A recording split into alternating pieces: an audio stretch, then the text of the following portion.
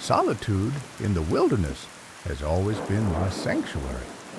At 29, after a painful breakup, I loaded my truck and headed for a secluded riverside campsite I'd discovered years before, the kind of place where you can forget the world exists. The first sign of trouble appeared when I arrived. Two pickup trucks sat parked near the trailhead, their presence shattering my hopes for complete isolation. I almost turned back, but instead chose to venture deeper downriver. That's when I encountered them, two burly, bearded men fishing. Their nervous energy was palpable. One quickly concealed something under his jacket before offering a strained explanation about just doing some target practice.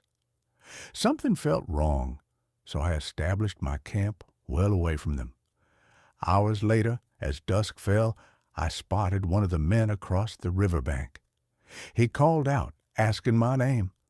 Against my better judgment, I answered truthfully, Anisha. Then, without warning, he produced an old disposable camera and snapped my picture before disappearing into the trees. That night, rain drummed against my tent as I lay awake, straining to hear over the downpour. Then came the unmistakable sound. Footsteps, slow, deliberate, circling my campsite. My fingers closed around my handgun. With one swift motion, I unzipped the tent flap and came face to face with him. Moonlight glinted off the axe in his hands, but his expression remained eerily vacant. "Walk away now, or I'll put a bullet in you," I warned, my voice steadier than I felt. His response froze my blood. Ivan tried to stop me, had to deal with Ivan first. The casual way he said it made my stomach lurch. A single warning shot into the air was all it took to make him drop the axe. What followed was a blur, forcing him to remove his boots, hastily gathering my supplies, hurling his footwear deep into the forest. I retreated through the rain-soaked darkness, every shadow making my pulse race, until I reached the safety of my truck. The police took my report, but I never learned if they found him. To this day, his offhand remark about dealing with Ivan haunts me most. The possibilities are too dark to contemplate. That night taught me a brutal truth. Sometimes the greatest dangers in the wilderness don't come from animals or the elements, but from the people you meet.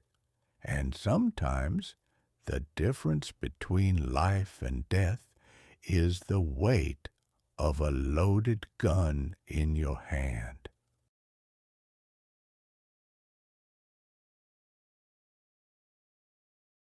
Being an only child, I grew up in a spacious house with just my parents. One rainy May evening when I was 15, something happened that still haunts me. Sleep has never come easily to me. I suffer from panic attacks, fainting spells, and breathing troubles, and the slightest noise keeps me awake. That night, the pounding rain made rest impossible. Frustrated, I finally gave in and decided to step outside for a walk.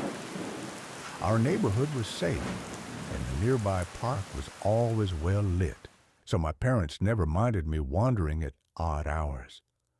I threw on a raincoat and left my phone behind, savoring the quiet. After about 20 minutes, exhaustion finally crept in, and I turned toward home. Then I spotted it. A dark shape sprawled across the road. As I neared, my stomach twisted. It was a person, face down and completely still. My first thought was that they'd been hit by a car. Everything in me screamed to walk away, but I forced myself closer. They were dressed strangely for the weather. Black pants and a dark plaid shirt, soaked through. Just as I hesitated, an unearthly screech tore through the air behind me, like an animal in agony. I spun around, but the trees were empty. When I turned back, the figure was no longer lifeless. They were sitting up, staring right at me. Then, in a flash, they lunged to their feet and charged, a kitchen knife glinting in their hand, their face twisted into something inhuman. I bolted, my shoes sliding on the slick grass. Behind me, a voice shrieked, "I'll kill you!" I didn't dare glance back. I veered into the thickest part of the park, ducked behind a tree, and clutched my chest, waiting for my heartbeat to slow. Only when the silence held did I dare move again. I took the longest route home, every shadow making me flinch. When I finally collapsed into bed, my clothes were soaked, half from rain, half from sweat. To this day, I have no idea who that person was or what that inhuman screech had been. Drugs, bad luck, or something worse? I'll never know. But sometimes, when the rain falls heavy, I still see their face,